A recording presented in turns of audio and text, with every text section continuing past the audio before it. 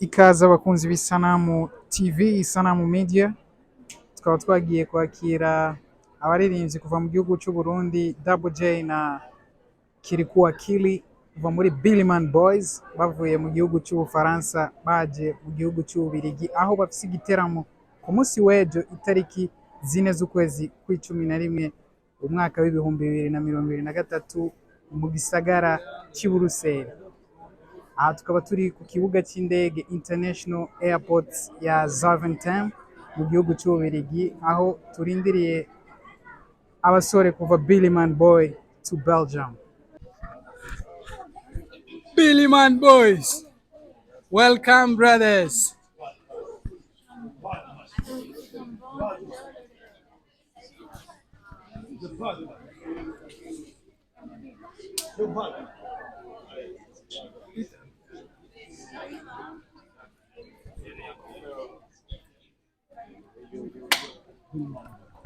Bad man. Yo.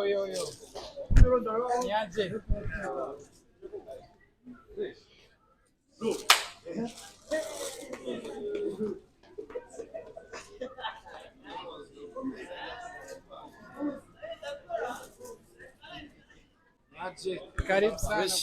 Asante sana.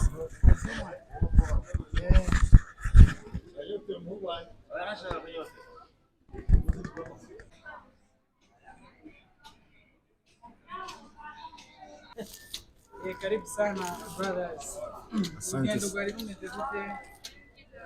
Urugendo rwari rumeze neza, turashima, twashitse amahoro, nico gikuru. Burundi to Belgium. Ashaka kumva experience y'igiteramo cyabaye mu Bufaransa first of all. Byari bimeze réussite. Okay.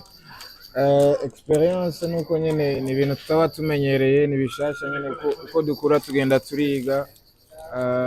Twarishimye guhura n'abafana bacu bo mu Bufaransa. Ntitwari twiteze ko haza kuza abantu bangana kurya, kubera bari batubwiye ko nyene atari cyane nyene, ariko haje abantu benshi gusumba uko twibaza. Rero turashima, turarinda ivya Belgique naho turabe icyo mu barashitse. Twabiteze rero ku munsi w'ejo hano itega kuva kuri Billyman Boys. Bitege kuryoherwana natwe. Yego. Bitegesho y'abarundi kubera nyene mwe mumaze igihe muja muza abanyarwanda cyane gose, ariko abarundi natwe twaje turaho urukundo mwereka barya abandi ko natwe mu rudufitiye, sivyo none? Nuko Message ku Murundi ari Billyman hariya atari yibaza ko muze guteramisha abarundi.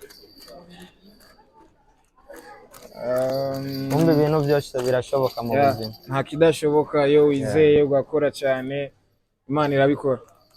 Man.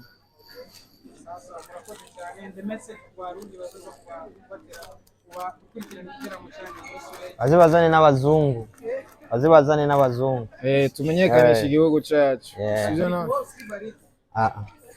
Niko fit.